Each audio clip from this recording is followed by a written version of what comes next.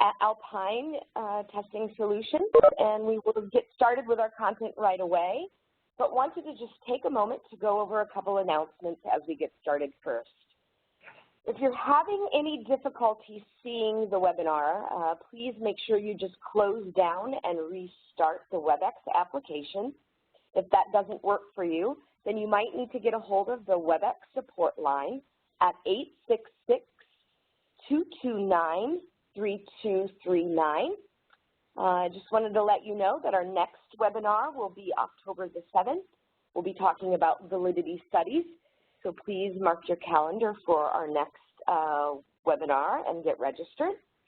If you have any questions throughout today's presentation, please post them in the Q&A panel that can be accessed from the top of your screen in the WebEx application. Please make sure you post any of your questions to all panelists rather than selecting individual presenters, because we will read those questions out loud during the question and answer portion of the webinar after Scott's finished with his content. And then last but not least, we are going to be moving through this information. That's lots of information, valuable to take in, and covering a lot of territory. But don't worry, we're also recording this webinar, so if you miss something, you can always review it once the presentation has been posted to the Alpine website. We'll send out an email with a link within a couple of days with a link to the recording and to the actual slide deck that we're getting to watch today. So without any further ado, I'd like to turn this presentation over to Scott Russell, Lead Test Development Professional with Alpine Testing Solutions. Scott? All right, thank you very much.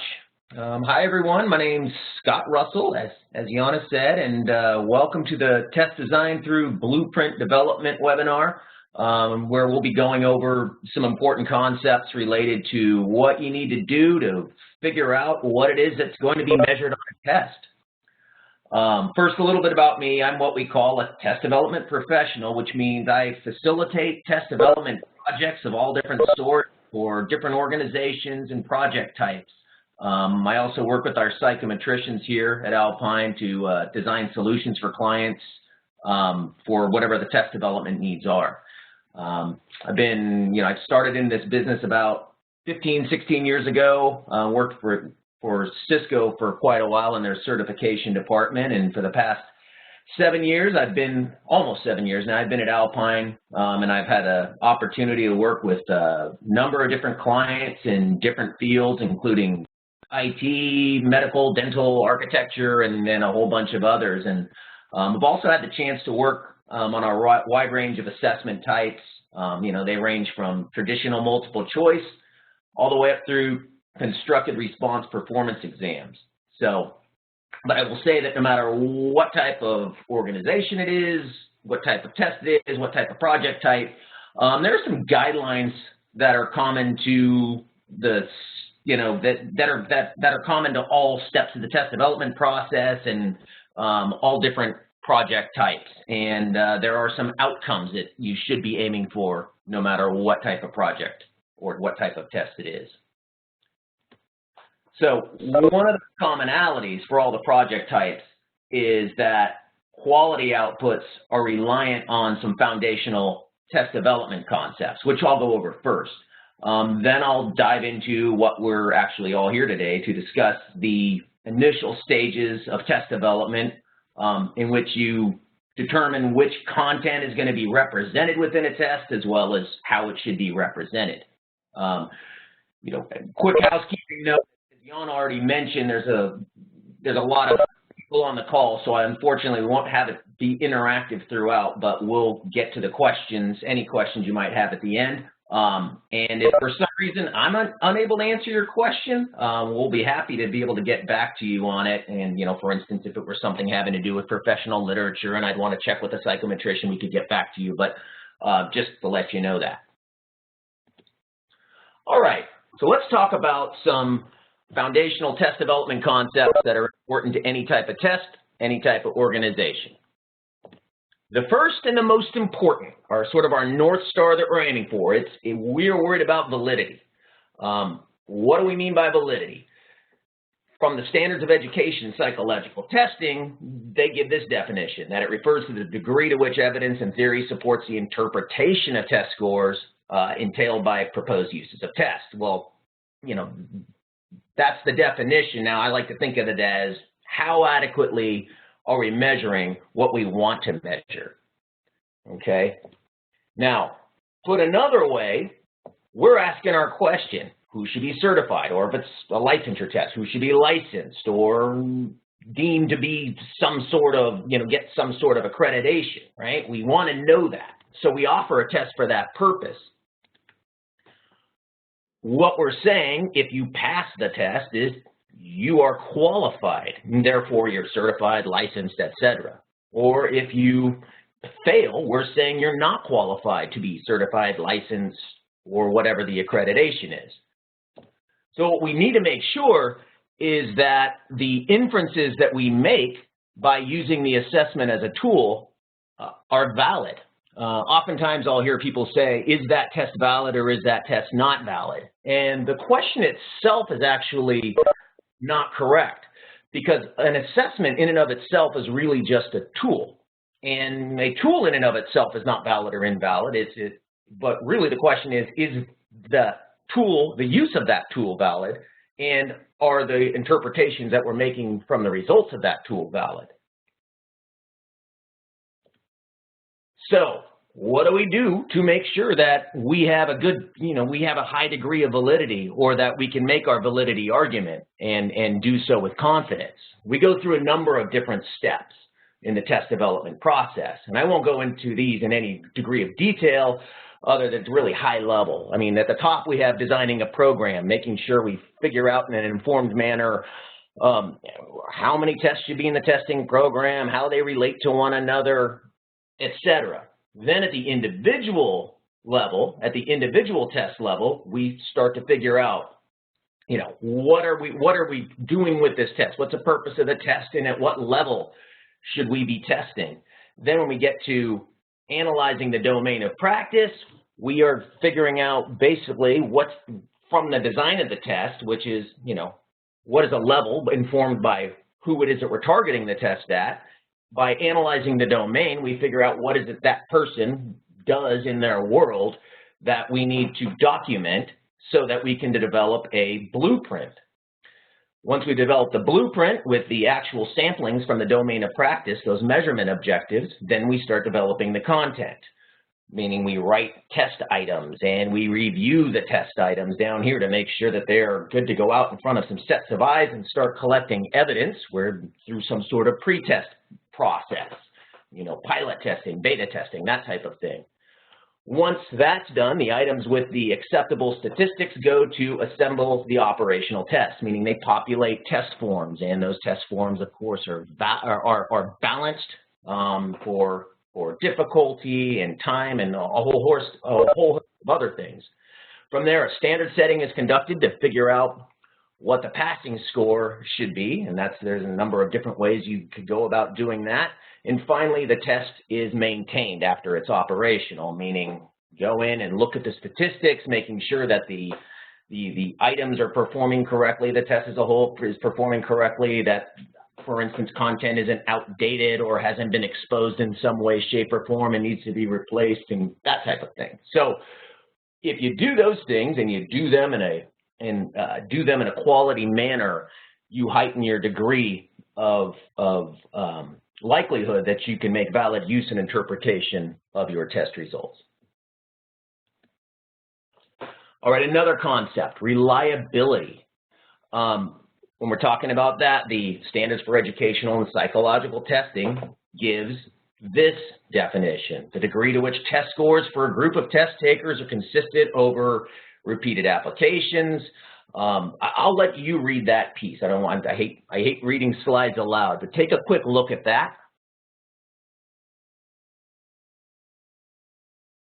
And I'll talk about the second bullet point, which is, how does that test, really when I'm thinking about reliability, I'm thinking, how does a test perform when it's administered repeatedly against a population? And coming in at the other direction is, how will a candidate perform after attempting it repeatedly, right? How repeatable are the results of this? So obviously, if I'm a candidate and I'm taking it multiple times and my skill set hasn't changed, and I'm scoring very high sometimes and scoring very low other times, there's probably a reliability problem, which means there would be a validity problem because reliability is a necessary component for validity evidence.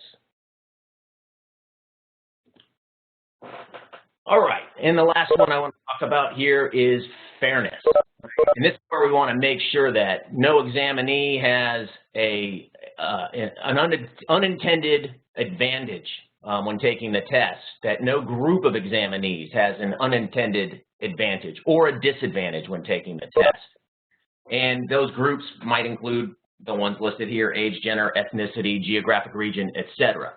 That being said, we do want to have some sort of bias against one group of examinees, and we want to make sure that the exam itself discriminates against one group of examinees, and that would be people who are not qualified. We want to make sure that the test is biased toward those who are qualified and biased against those who are not qualified, because that's ultimately what we're trying to find out. That's what it's meant by unintended advantage. All right, getting into now the portions that we came to talk about here. Test design through blueprint development. These are the initial stages of figuring out what's going to be on a test and how it's represented. Test design. So this is a process and a function within the validity framework. And what we need to find out at this stage is what we're trying to do with this test, meaning what is the purpose of this test, and who are we targeting this test at? You know, which group or which profile of a candidate are we targeting this test? And in many instances, we also want to be able to document any type of logistical information going forward, like delivery specifications, because if you get that out right off the bat, if you already know, for instance, you're going to be looking at a multiple choice test that's going to be no more than this many hours, etc., you can develop your test around those variables. Not everybody does that, though. Some people say, well, let's look and see what shakes out of the process in terms of designing the test and going through the domain analysis and what have you before we figure out how to do, how we're going to measure it and how long it should be and which item types and what have you. Certainly there are multiple types of variables that come into play on that, and not the least of which is budget and time. So in some aspects, if this information is already known, meaning the delivery specifications, the logistical information, it should be documented here. But that's not always the case. All right, but why does this test design component matter? Really what it does is it calibrates any downstream test development practitioners going forward, meaning it provides information on the level of candidate that we are measuring, that we are aiming the test at. So for people who are going to be going through the domain analysis, people that are going to be doing the item writing, people that are going to be doing the standard setting, it provides valuable and really critical calibration information. It also provides test boundary information for those downstream activities, meaning it provides information on what we are trying to measure versus what we aren't trying to measure, what the level of candidate or what the type of candidate we're trying to measure versus the type of candidate we're not trying to measure. So it provides some critical boundary information of the test. So, as I said, you want to make sure that we're clear at this stage on the test purpose, and that is documented, developed and documented here. So, what are we trying to do with this test? What are we using this test for? How are we going to interpret the results of this test? Are there any potential misuses of this test that we should be documenting? That should be identified here. Who informs this? Well, or what should inform this? It could be intended value to stakeholders, right? Because the stakeholders in the test, they're putting it together and they're trying to figure out who do we want this to target, who do we want to benefit from it. This should inform the whole purpose of the test. the structure of the larger testing program and any requirements related to it. Meaning if this is a test that has, for instance, a prerequisite test leading up to it, or something that it leads up to, or there are tests in different silos within a program, based upon how this particular test relates and what the boundaries are of this one as opposed to the other ones, obviously that's going to affect the purpose of this test. So for instance, if we have an expert level test and there's an associate level test, we're going to want to measure something different so that we're not being redundant by measuring what's in the expert level, what's also in the associate level, that we're not double dipping into it. So that would be something that we're trying to document here in terms of the purpose, and it's going to inform the purpose. All right, so our target candidate. This is perhaps the most important piece of the test design process. This is something that has different references, and a lot of it is dependent upon the field. Often this is called a minimally qualified candidate or minimally competent candidate, or, in education you might have different delineations, borderline proficient or, advanced proficient. So there's different ways of saying this, but ultimately it gets to the same thing, which is who is our target candidate that we're targeting this test. And ultimately, we do this, it acts as a decision point threshold, right? By defining that, it allows us to develop content, evaluate that content around who this candidate is. Put a different way, let's go ahead and look at it from an illustration standpoint. Pretend we're looking at this line right here, and this is a continuation of, or a continuum of test scores. And down here are the lowest test scores, and up here are the highest test scores. Down toward the left, we'll call that the candidates who take the test and score down here on the far left side would presumably have the lowest ability, and up here or over here to the right, those who score the highest on that continuum would presumably have the highest ability. Somewhere in there, a passing score is set for that test. Everybody on the left side of that, whether they crash and burn down here to the left, or everybody who scores even all the way up to but not including that passing score line, they don't meet the criteria. So they're not passing, or at least there's a certain, they fall on the other side of that delineation. Everybody on the right, whether they just barely squeak past that line or whether they pass with flying colors, they're all treated the same way, meaning they meet that qualification, right? Right there, that person on that line, that's our target candidate, our minimally qualified candidate, our borderline, competent candidate, whatever you want to call it is unimportant, or, minimally competent candidate. It's all the same thing, but that's who we want to design the test around. Now, ultimately, we hear all the time, well, hold on, this is supposed to be an expert level test, something like that, or this is a brain surgeon test. We can't have a minimally qualified candidate or a minimally competent candidate. That's a subjective term, and it's important to keep that in mind, that ultimately, it's just a way of setting a minimum bar, because a minimum bar has to be set somewhere. So, if you think about it, out there in the world, there is a minimally qualified brain surgeon running around operating on brains. There's a minimally qualified airline pilot out there flying and landing planes. And you like to think and hope that that bar, that minimum bar, is set pretty darn high for people like that. Obviously, that would probably be a pretty tough minimal competency bar to hit. But in either way, some minimal bar has to be set somewhere. So it's a subjective term, and that's what we're talking about when we're talking about our target candidate. All right, I do want to bring up just a sample of a test design output. I'm going to show you from our Certified Secret Agent exam, which is obviously a fictitious exam, and I'll bring that up now. Let's do this. Okay, I'm going to scroll down here. Here's a sample of the purpose of the test, right? And this is where we talk about, the intended use and interpretation of the results. So the top secret agent exam is used, right? This is telling us what the purpose is. It's used to determine if a candidate is minimally qualified to be awarded as a government certified top secret agent.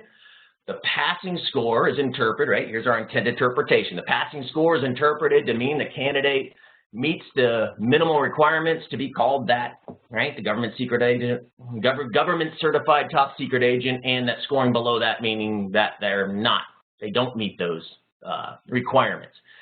Is this hugely robust and is it a long written thing? No. Does it need to be? No. Now, sometimes they do need to be. Sometimes things will have multiple purposes, or they'll need to be more involved in this. But it's not something that's required to be super robust in terms of a description of the purpose. It just basically says, with this test, we intend to use it for this purpose and make these types of interpretations from the results. So it's important to have that documented. In terms of our target candidate, in this case, it's our minimally qualified candidate. We're giving some information here because we want to all settle. We want to calibrate on the level of person we're trying to test. So in this case, right, we talked about the minimally qualified brain surgeon and, or the airline pilot. And sometimes that bar needs to be set very high. Depends on the field, depends on what you're trying to measure. In this case, our purpose is, or our minimally qualified candidate is a senior field agent. They're fluent in Mandarin and all of these languages. They are capable of explaining concepts of structural engineering, nuclear physics. They can do these types of things all by themselves, meaning they wouldn't need any help, right? They can use a poison gas pen. They can deliver a single lethal blow. They can do all of these things independently. We also want to document where they would start to need some help, meaning where are we starting to reach the hazy gray toward the ceiling of our person's level of ability, meaning where would they need assistance? Well, for these types of things, right? And what would we not expect them to be able to do? Meaning what is either above their ability or outside of their sphere of influence? That's these types of things. This is a piece where these are meant to be illustrative but not exhaustive. Meaning right here, this is about calibrating, right? Calibrating anybody who looks downstream and uses this information to construct the rest of the test or write test items. And they're thinking about what level I need to be at when doing that. This information should give you, all right, I get the general level. These are the types of things our person can do, and this is where it would be tough for them, and these are the things we wouldn't expect them to be able to do, right? Because we talk about how what the test is not designed for. So by documenting this information, it's not meant to be the laundry list. That's in the domain analysis phase. This is meant to give you enough of a flavor to be able to calibrate the group or any test development activities going forward. That's the purpose of this. And as I mentioned before, at this stage, there's also oftentimes you need to be able to document logistical information about the format of the test, how long it's going to be, etc. If that information is already known, this is the place you want to document it so that downstream activities can take this into account. In some cases, this isn't documented because people are waiting to see, or organizations are waiting to see how the rest of the design shakes out. So but it is often done here. All right, so that's a sample of a test design process output. Would it be formatted just like this? If you were to do it, it's not. The format is not important, but the things that we're looking for are purpose of the test, purpose of how the results will be interpreted, what is the profile of our expectations for the minimally qualified or minimally competent candidate, our target candidate, and if we have the information, what is the important logistical information about the format of the test that we need to keep in mind. So that is the test design process.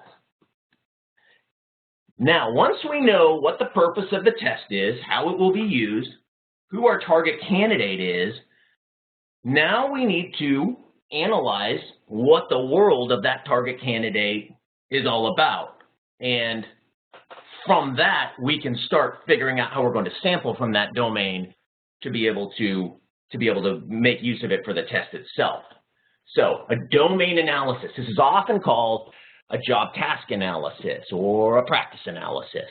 Why is it not always called a job task analysis? Well, because sometimes you're not measuring what's in a job. So for instance, if this were a driver's license test or something like that, that's not a job, but it's certainly a domain that somebody's in. So, but a lot of the time, you maybe hear me refer to this and call it job task analysis. That's just not the only term for it. All right, so this is a process, however you shake it, whatever you call it, the domain analysis, job task analysis, practice analysis, whatever you call it, this is a process that you use to determine a structured inventory related to the target candidate and what their main functions are or their job tasks are, and the information or the knowledge, skills, ability, the subtasks that allow them to perform those tasks or functions. So why does this matter at this point? Well, it basically is, this is going to be the basis for what actually gets measured in the exam. This is what we call the test domain, the assessment domain. This differs from a curriculum domain in terms of its format a little bit because, you know, curriculum domains are a little more dependent on, for instance, on the order of the way things are performed and some, you know, foundational information, that type of thing. And ultimately in an assessment, it's a sampling from the domain of practice. So interrelated, similar, yes. The same, no. But this is the information that's ultimately in the domain analysis. What gets documented during this process will be translated into a test blueprint.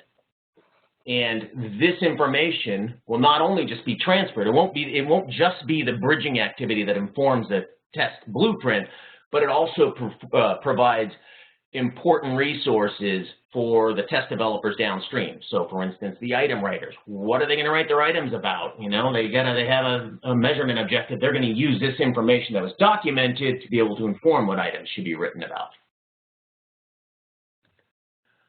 All right. So one of the things you want to develop during a domain analysis is a task inventory. Now, task inventory, the development process of that, it is intended to figure out two things. One is, how are we going to split up this domain, slice and dice this domain, sectionalize it, if you will, into, you know, so we can start capturing all of the job tasks that are involved or the functions if it's not a job. This is sometimes called a work model, right? At Alpine, we call it a critical work model a lot of the time. So we figure out what the hierarchical structure is, and then what are the job tasks that are, A, relevant to our target candidate, and B, delineating components of our target candidate, meaning what are the things that will separate them from being qualified from not qualified, competent from not competent, that type of thing. Things that will help us make a decision.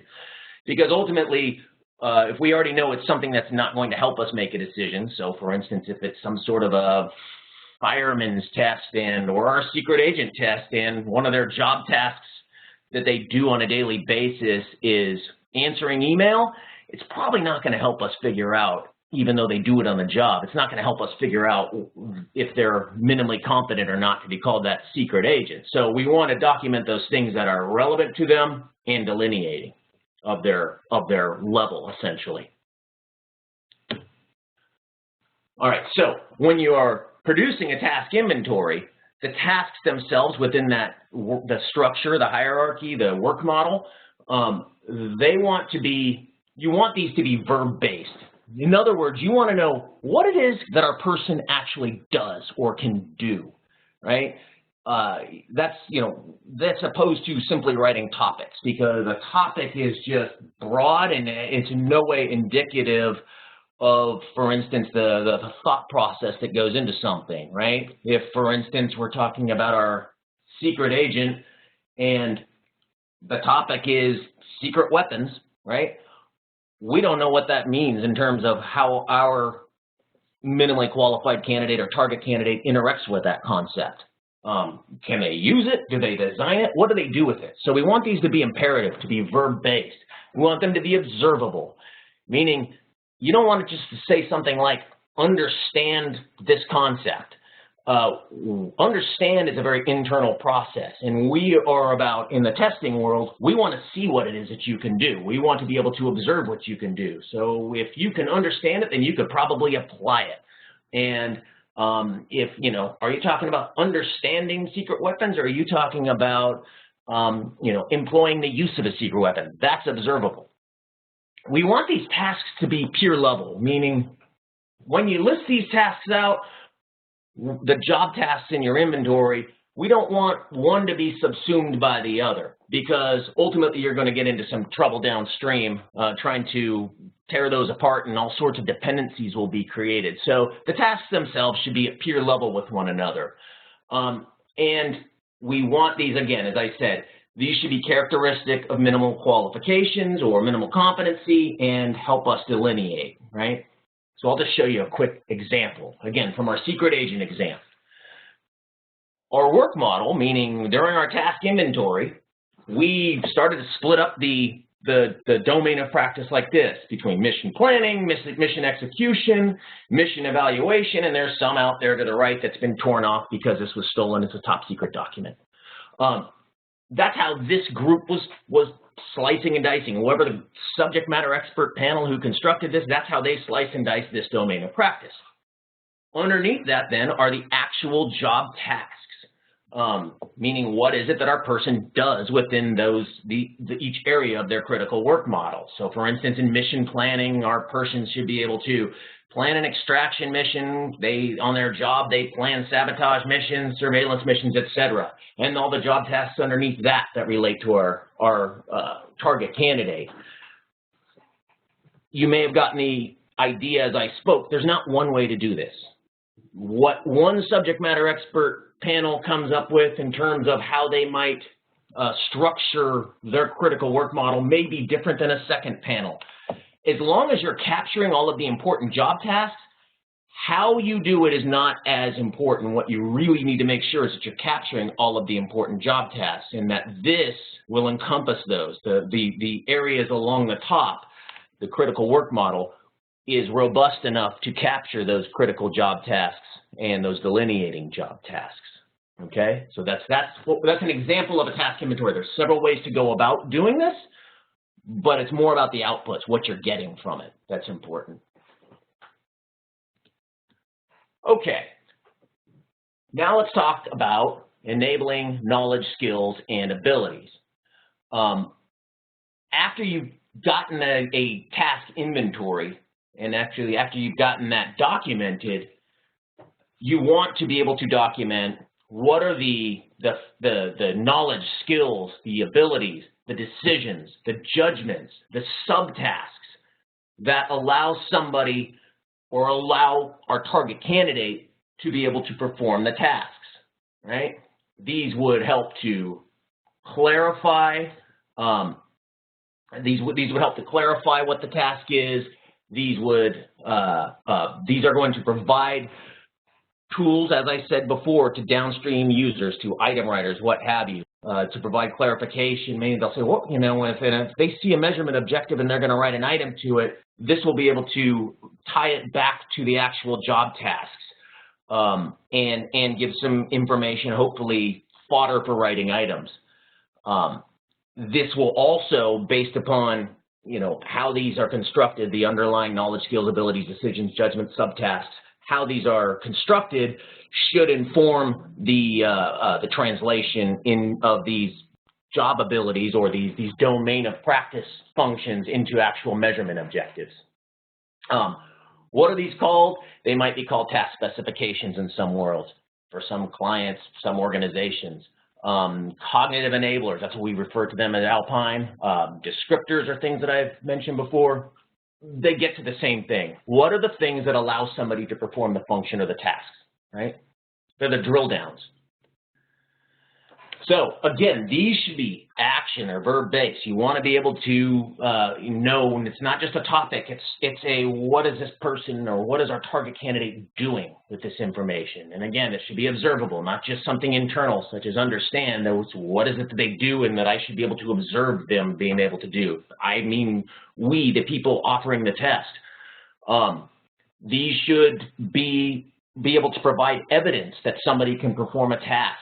And again, these are, a lot of the times people try to go completely exhaustive with these underlying knowledge, skills, abilities, decisions, judgment, subtasks, but ultimately it should get you to a point where you go, anybody reading this document would know, all right, these types of things listed, these subcomponents of a task are illustrative, but not exhaustive of the types of evidence that somebody would be able to show that they could actually perform that task. So here's an example again from our secret agent exam.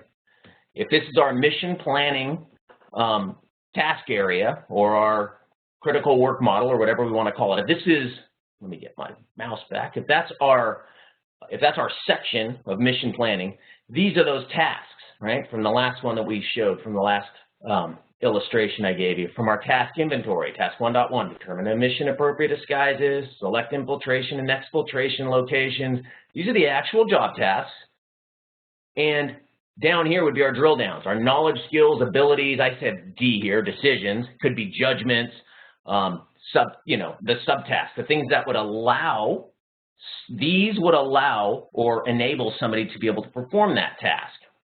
So, in order to determine a mission-appropriate disguise, our target candidate would need to be able to recognize address customs within the region of the enemy nation, be able to evaluate culture, climate, and situational variables within that nation for specific disguises, that type of thing. These are the illustrative knowledge, skills, abilities, decisions, judgments, subtasks that somebody would need to be able to perform in order to carry out that task. So these are the important drill downs that will be used downstream. So we have the section level type of activity, and then the job task, and then the drill downs within that task. All very important information to get. And keep in mind, again, these are verb driven. All right, so the domain analysis, just summing that back up, we've up here in the test design phase, we've figured out what the purpose of our test is and documented that. We've documented who our target candidate is and, at what level that person performs. From there in the domain analysis, we figure out what it is that our target candidate does in their world. If it's a job task analysis, what it is that they actually do on the job, what their tasks are, and what the enabling knowledge, skills, abilities, decisions, judgments, etc. are in order to allow them to perform those tasks. And now from here, we take that information and we translate it into a blueprint. Now, a blueprint is always called a blueprint. It depends on what your domain of practice is, what world you're in. I've heard these referred to as test specifications, table of specifications, content outline. There's all different ways to say it, but ultimately, it's the same thing. We need to know specifically, now this is the part where we communicate to the downstream, for instance, the item writers, the content developers, what specifically needs to be measured in the test and how that should be distributed, meaning, among other things, but this is the information that's really critical here. What percentage, for instance, of the real estate of the exam should go for specific measurement objectives, that type of thing. Okay, so why does this matter? Again, this is taking the domain of practice and it's translating the domain of practice into our test or assessment domain, right? We're taking what it is that our target candidate does on the job and representing it in the test. This is the information that gets prescribed to downstream test developers, such as item writers. This is like, what are the measurement objectives? What are we specifically trying to measure? How many points or scoring opportunities are going to show up? What is the distribution of the content, meaning how much should go to which area of the test? And it also can provide candidates information. The blueprint, or at least portions of the blueprint, a lot of the times is what organizations choose to publish to be able to allow candidates to prepare for the test. Sometimes they'll leave out information. Sometimes they choose not to, for instance, publish the percentages, the distribution, that type of thing, but will oftentimes publish the measurement objectives themselves. So a lot of the times this is used to provide candidates information with what they will be measured on. All right, so measurement objectives. These are not the same thing as the tasks themselves, although they sometimes mirror the wording. It just depends. But they are ultimately, these are the samplings from the domain of practice that you specifically want to measure within the test. They should be important components of that domain, meaning you are sampling from the things that are most important within that domain of practice that's going to help you know if somebody's qualified or not qualified. Again, we see it. These should be verb-driven and observable. They should be directly translated from and mappable to the domain of practice, right? So they should, when anything that ends up as a measurement objective, there should be a mapping back to the domain of practice so you can know where it came from. These need to be written in such a way that they allow for multiple items to be written to them. But they also need to be, there's a little bit of a fine line, they need to be prescriptive enough in and of themselves to be able to let item writers know what it is that they're actually going to be writing items about. And for candidates, if they read a measurement objective, what they're really actually going to be measured on. So broad but not vague, I guess is what I'm saying. And one of the things, they should be indicative of the type and level of thought process or the cognitive complexity that's required within the domain of practice. So the verb should be written as such as if somebody is designing something in their world, that's probably the proper verb, something at that cognitive complexity level. If somebody's simply going through rote memorization, well, that's probably something like identify or cite.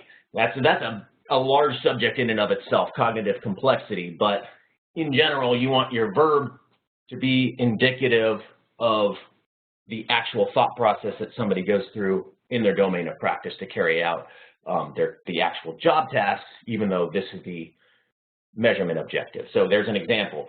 Given a specific threat, determine which secret weapon to employ. That's an example of a simple measurement objective.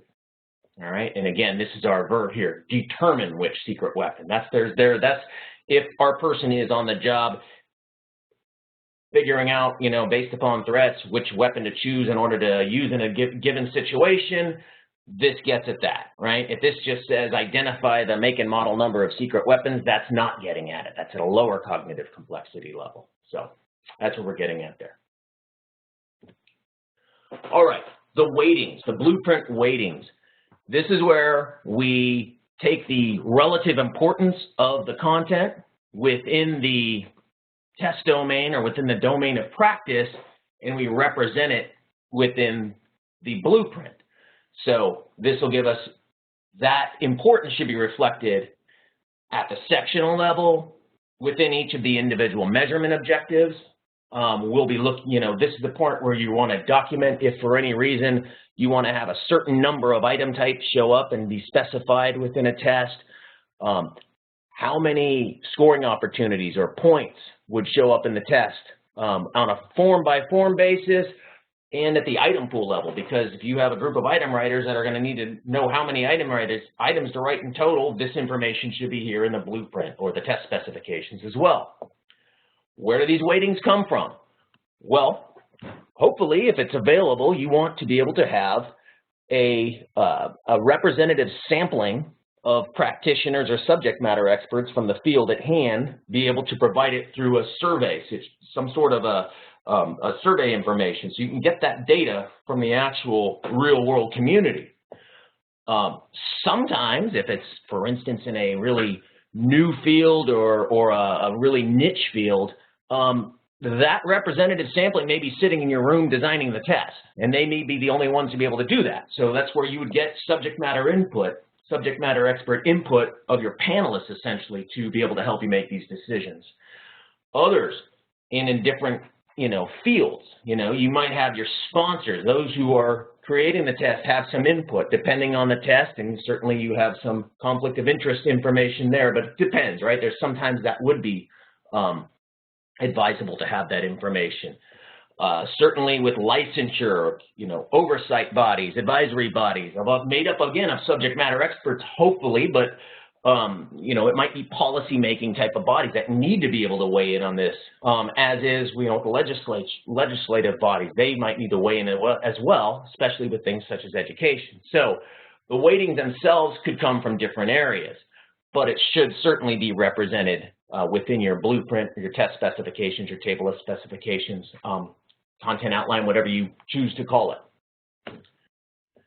So here's from our secret agent exam, here's a list, for instance, of our sections and our objectives, and this is a very simple blueprint. Most blueprints would have more information than this, but as you see, we have our measurement objectives. These are actually been translated from the domain of practice to massaged into wording that's actually appropriate for the type of items that will be written for it, and this lists the content breakout, essentially, distribution based upon the relative importance of these tasks that relate to these, and therefore it's represented on the exam, how much real estate on the exam these will get. All right, so that's the blueprint development, and that's a sample output. Again, I will say this. Is there one way to represent this? Meaning, is this the format? No, there's many different ways to represent it and construct a blueprint. But again, you're aiming for the end criteria. You want some measurable test objectives, some sort of distribution information. Those are really key. All right, and so we've had a chance now to go through the design of a test and what's involved in it, such as the purpose of the test and who your target or minimally qualified candidate is.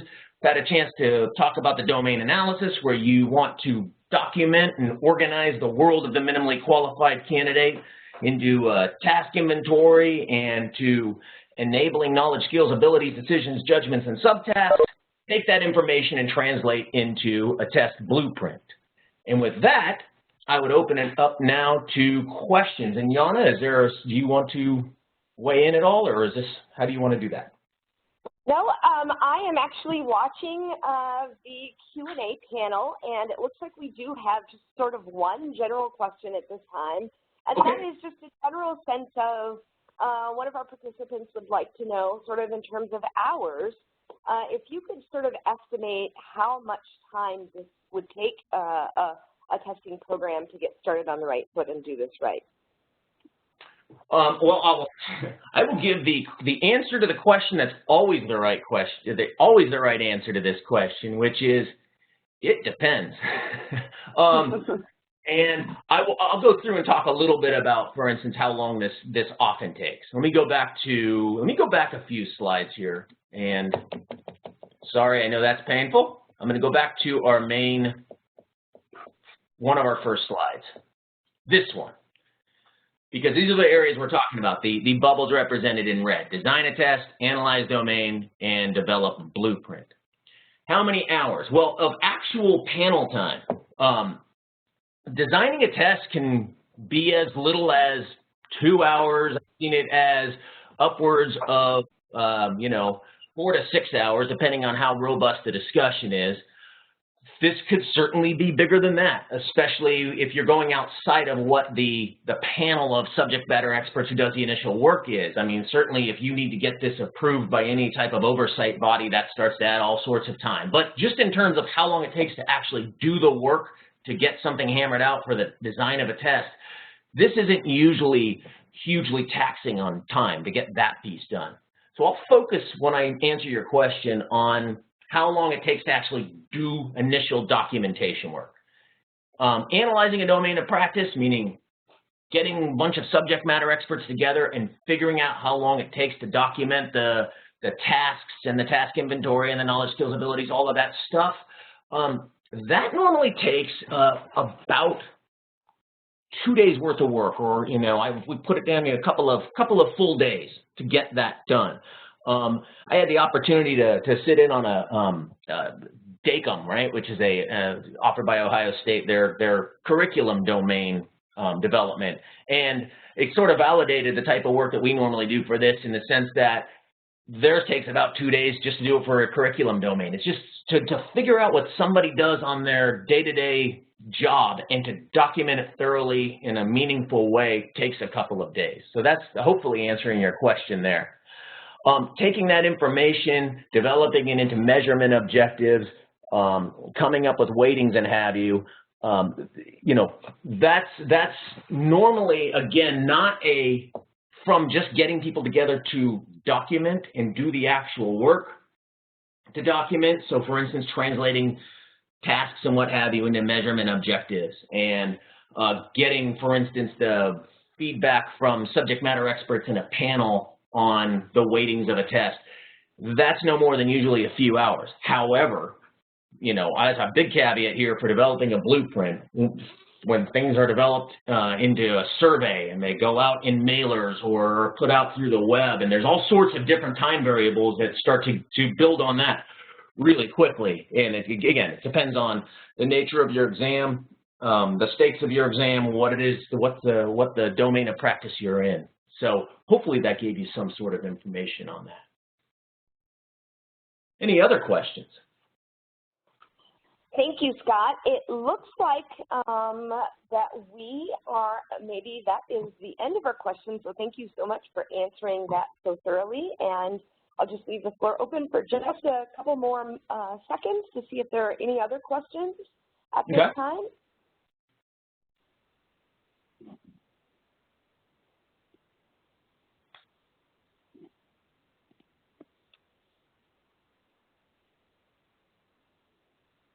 All righty. Well, it looks like we will go ahead and move on. Thank you, Scott, again, for sharing your content with us today. We really appreciate it. Absolutely. Thank you all for joining us today here at Alpine University.